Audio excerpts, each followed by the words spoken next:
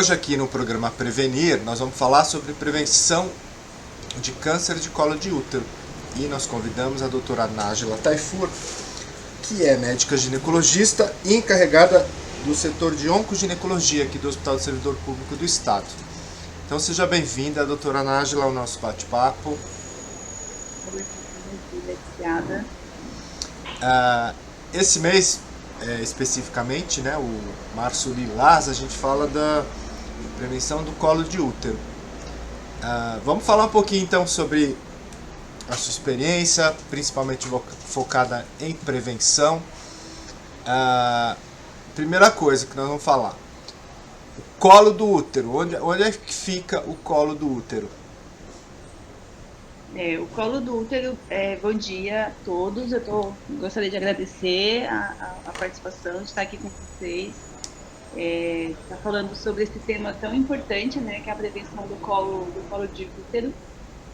Pensando nos tumores ginecológicos, o câncer de colo de útero é um dos mais fáceis e os mais acessíveis que a gente tem de fazer prevenção, né, na área, que é a nossa intenção de diagnóstico inicial, né, da doença.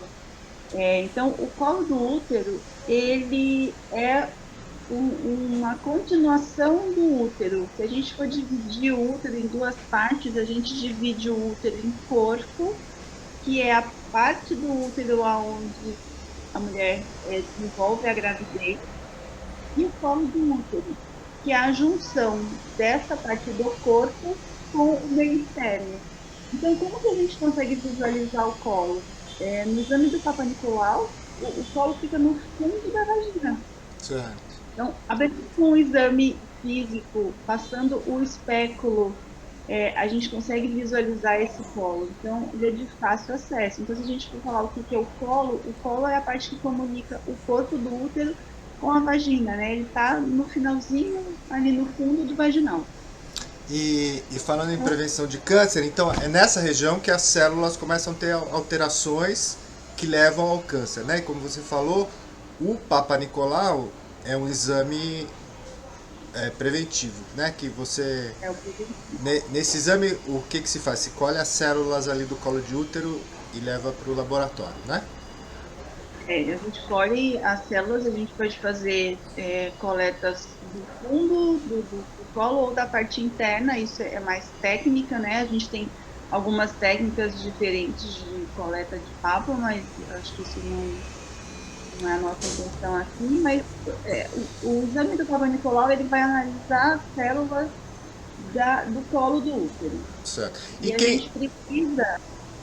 Não, e quem que deve fazer, é indicado para quem o Papa Nicolau? Deve ser feito todo ano, cada 2 anos? Vamos falar um pouquinho sobre essa frequência e qual faixa etária que deve fazer esse exame, doutora?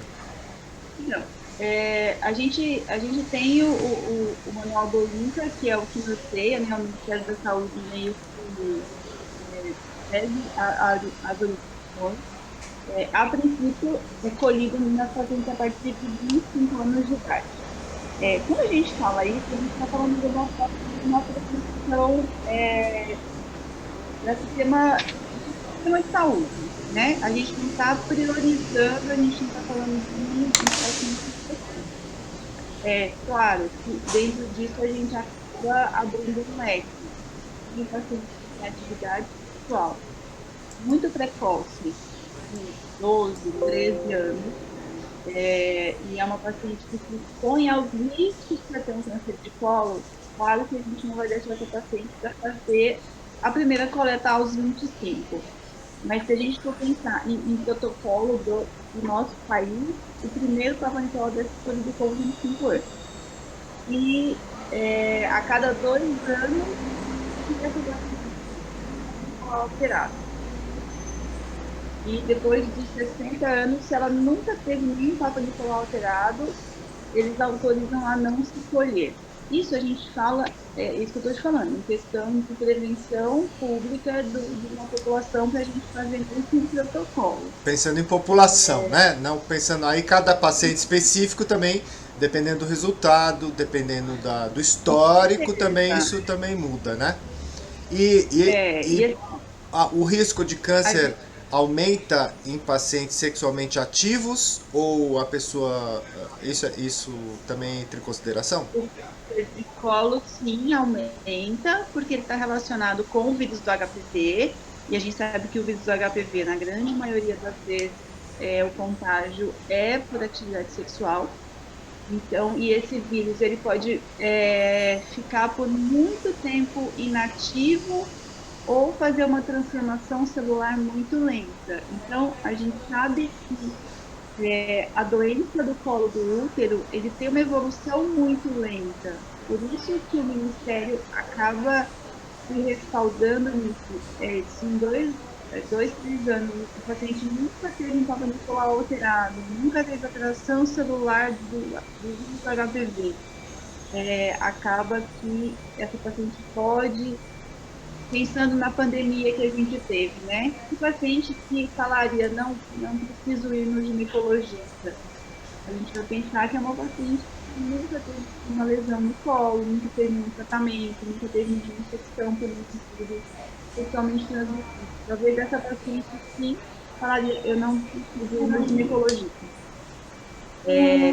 Mas dependendo, principalmente do HPV, que é o vírus que está atrelado com essas alterações das células do colo do útero, a gente muda essa frequência de coleta, de quando termina, o intervalo, que a princípio a cada ano, seria o intervalo de se coletar um Papa Nicolau numa mulher, né, na vida enquanto ela está menstruando. Né, O que não pode é desaparecer do ginecologista, né? Ficar 5 anos sem ir, né? Precisa uma visita regular para colher esse exame. Ô, doutora, e quem, por exemplo, já tirou o útero, fez esterectomia, também precisa continuar fazendo Papa Nicolau? Esterectomia por doença não maligna, a princípio não precisa, porque Certo. a gente sabe que tumor de vagina, que é o que fica, né, é muito raro, mas de qualquer forma precisa passar no seu médico que o exame físico precisa ser feito. Às vezes não precisa ser feita a coleta do exame, mas passar o aparelho, a mulher precisa ser examinada. Às vezes não precisa ser coletado o exame, mas examinada sim. Pelo menos Por periódico. doença benigna, Aham, pelo né? menos Agora, periodicamente, né? as É, pacientes que fizeram esterectomia porque tinham um tumor inicial no colo, ou se tinham um câncer de endométrio, um câncer de colo de útero, essas pacientes continuam colhendo citologia, sim. A certo. gente E colhe. se tirou o útero porque tinha um mioma, por exemplo? Só um mioma, o Papa Nicolau não precisa ser coletado, se ela nunca teve nenhuma alteração, principalmente relacionado com o HPV. Certo. E agora falando de HPV, há pouco tempo atrás surgiu a vacina, né, contra o HPV. Sim. Então a vacina é importante, principalmente para a prevenção do câncer também, né? A partir de 2014, ela entrou dentro do calendário do Ministério da Saúde, né? Meninas a partir de 9 anos, 9, 13, já tem indicação de tomar a vacina. E os meninos também, né? A partir dos 11 anos. Então, Eu tanto lembro que meninos. logo no começo da vacina teve uma polêmica aí de gente passando mal, não sei o quê, mas isso não é bobagem, né? Não, Deve tomar vacina, né? a vacina, principalmente porque é uma doença que a gente sabe que a maioria é sexualmente transmissível e assim, não é que o seu parceiro, isso acontece muitas vezes, né? A gente faz o diagnóstico do HPV numa paciente, às vezes, com uma relação estável, e o exame dá alterado. Não necessariamente ela contraiu o vírus com esse parceiro que ela está tendo. Então, isso é uma coisa muito importante de se dizer.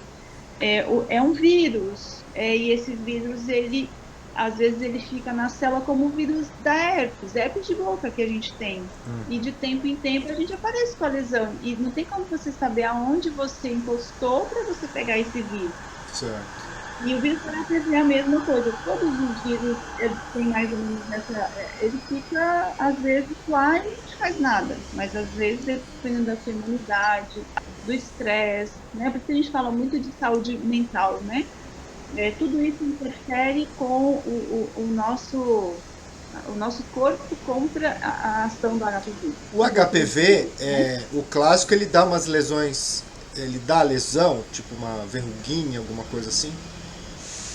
Então, eles são divididos, né? Os vírus HPV tem milhares de vírus. A nossa vacina, ela dá proteção contra 4 vírus: o 6, o 11, o 18 e o 16. O 6 e o 11 são responsáveis pelas lesõezinhas que parecem as verrugas. Nem todos os HPVs dão verruga. Ah, tá. Então, tem umas que dão mais lesão no colo do útero, que são mais relacionados com o câncer de colo, outros mais relacionados com as verrugas. Então não dá pra falar, Aquele nunca tive HPV, você também não pode saber também, né? Porque você pode ter o HPV e não ter lesão por ser não o tipo do vírus existe. também, né? Exatamente. Por isso que ela entrou, né, a vacina do HPV entrou no quadro das vacinas e até também contra o câncer de pênis, né? Porque o HPV também está relacionado com o câncer masculino. Então, é importante tomar. Então vacinar as meninas, né, de 9 a 14 anos e os meninos também nessa idade, né? As meninas antes, de 9 a 13, Ah, e os meninos de 9 a 14. 9 a 14? É, Tá, no posto, né? No posto a gente começa com as meninas mais cedo. E certo. depois os meninos entram no calendário. Os meninos a partir dos 11 anos, as meninas a partir dos 9. E depois Isso no, eu fui ler também, tinha uma coisa sobre pacientes com HIV também, podem vacinar até mais tarde, né? Isso, aí tem as pacientes que são imunodeprimidas, que aí a gente entra nas exceções, né? Tanto que essas pacientes também, elas não entram na coleta anual, às vezes, né? Dependendo do estado imunológico, mas quando a gente fala paciente HIV, é paciente HIV com doença ativa, Certo. né? No estado de imunidade. E tem outras doenças autoimunes que favorecem a essas outras doenças oportunistas. Às vezes a gente não consegue no posto a vacinação, Tá. mas Vamos dar um exemplo hipotético. Uma paciente de 35 anos com vida sexual ativa, não tem nenhuma imunodeficiência, mas ela quer tomar vacina. Você indicaria a vacina para ela? Aí teria que ser no particular, vamos dizer, pagar pela vacina. Você acha que tá. Então vamos é lá. Com indicado? 35 anos se ela não tem, se ela colhe Papa Nicolau habitualmente, se ela nunca teve nenhuma alteração, e ela não tem nenhuma doença autoimune com 35 anos, acho que ela não teria mais indicação de fumando. Certo. Porque se ela nunca teve nenhum contato com o HPV, nunca fez nenhuma alteração celular no mapa, vamos supor que ela se infecte com 35 anos. Até essa doença virar uma doença maligna, pela evolução, demora de 15 a 20 anos. Essa evolução é muito lenta, por isso que a gente vacina as meninas com 9 anos. Entendi. Isso é uma situação. Agora, se você falar para mim, eu tenho uma moça de 30 anos, ou 35, que fez um tratamento para uma lesão de alto grau, que é uma lesão pré-maligna, por HPV. Tem estudos que já acham que mesmo ela tendo tido uma lesão, o fato da gente vacinar essa mulher, a gente aumenta a chance dela não fazer outra lesão. Porque a gente sabe que essas lesões, elas vão ser seguidas.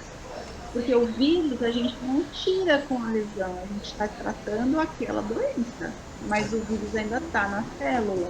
Então, se Porque ela tem, Porque o Papa eles Nicolau, na acham que verdade, ele vai dando. Não é que se não tem nada e depois tem câncer. Tem graus de alteração celular até chegar no câncer, não é isso? Que eu posso ir vendo assim, é, no decorrer que eu faço o Papa Nicolau, eu vou vendo que vou tendo alteração, né? Isso. Ele tem a falha dele de coleta, porque é a falha de um citológico, né? É, dependendo de como é coletado, tem a fase do ciclo menstrual, não pode ter tido relação sexual. Então, às vezes, algumas coisas interferem na leitura da lâmina.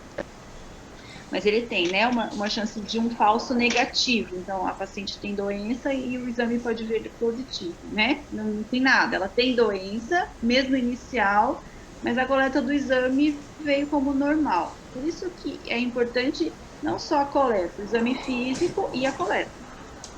Porque ele tem uma falha, né? Uma falha de não Mas ser diagnosticado. entre o normal e o câncer também tem uma gama aí de alteração, né? Que eu posso falar, seu Tem, exame não é câncer, mas também não está normal. Não é isso? sim, isso. E aí, Tem as alterações que divide de baixo grau e alto grau, que são as lesões pré-malignas, certo, né? certo. Normalmente relacionadas com HPV, essas doenças. A paciente que nunca teve relação sexual, ela precisa fazer exame também? Precisa. Ah, A coleta é feita de outra forma, né? Claro, a gente não vai passar um aparelho, um exame de espéculo. Essa paciente é coletada com um cotonete. É diferente o exame, mas ela precisa ser coletada também, porque a paciente que não tem atividade sexual, não tem relação, nunca tive contato com HPV. Eu tô livre de doença do colo do útero? Não. Ele só é um vírus que está relacionado com as pacientes que têm um olhar que a gente precisa acompanhar mais de perto, mas não necessariamente o fato de você nunca ter entrado em contato com o HPV não vai te garantir que você não tem um câncer de colo de útero. vamos supor que o HPV seja uns 70% dos casos. Tem uns 30% aí que. É um facilitador. Oi? É um facilitador. Certo. Tem uma coisa que vão entrar outros elementos, né? Familiar, de histórico familiar, essas coisas assim. Até porque o exame do Papa Nicolau, a gente também está tirando célula da vagina e às vezes a gente faz diagnóstico até de câncer do corpo do útero. Então, essa paciente, principalmente essa que não tem atividade sexual, isso a gente vê muito aqui no IANSP, né? Porque a gente acaba atendendo pacientes que vêm do estado de São Paulo inteiro.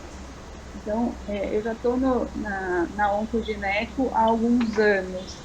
E a gente vê muito isso, né? A paciente que acha que não tem atividade sexual, ela não precisa ir no ginecologista, né? Ela precisa, o ginecologista acaba sendo o médico que cuida da saúde global da mulher. Então, vê a mama, a gente vê se está sangrando, às vezes a gente vê pacientes que têm sangramentos vaginais, têm atividade sexual e acha que é normal, né? Então, assim, a gente precisa estar cuidando de uma forma, né? A gente está falando depois do protocolo, mas a gente tem que cuidar de forma global. E o ginecologista acaba fazendo isso, a saúde geral da mulher, né? E Então, é importante. pós-menopausa, depois da menopausa, não precisa fazer Papa Nicolau. Ou precisa? As pacientes que não têm risco. Então, pelo Ministério, as pacientes que não têm nenhum risco, que nunca teve nenhuma alteração até os seus 53 anos, nunca apresentaram nenhuma alteração, nunca sugestivo de HPV, nunca fez, a princípio, depois da menopausa, depois de 3 exames negativos, não precisa Certo. colher o Papa, E aí, mas o exame físico. mas é bom, isso quem vai dizer é o ginecologista, né? Não a pessoa tomar a iniciativa de Sim, nunca mais aparecer no ginecologista, né? é o que você falou no começo, né? Esses protocolos, eles servem para guiar a gente de uma forma global, mas o seu médico é que ele vai determinar para você qual é a frequência que você precisa colher. Então, isso é uma coisa que a gente acaba individualizando com o nosso paciente, né? A gente acaba falando, olha, é isso, mas a gente já pegou pacientes que nunca tiveram nenhuma alteração e a gente fez o diagnóstico na pós-menopausa porque começou a ter um sangramento e a gente foi investigar. E acabou que era uma lesão no colo do útero, às vezes num lugar difícil de ter acesso com o aparelho que a gente colhe. Então a gente precisa colocar em pauta que o Papa Nicolau ele não é 100% seguro, ele não é um exame que vai te garantir que, mesmo ele dando negativo, que você não tem nada, e, né? Então, é Certo. uma coisa que você e o teu médico vão determinar a sua frequência.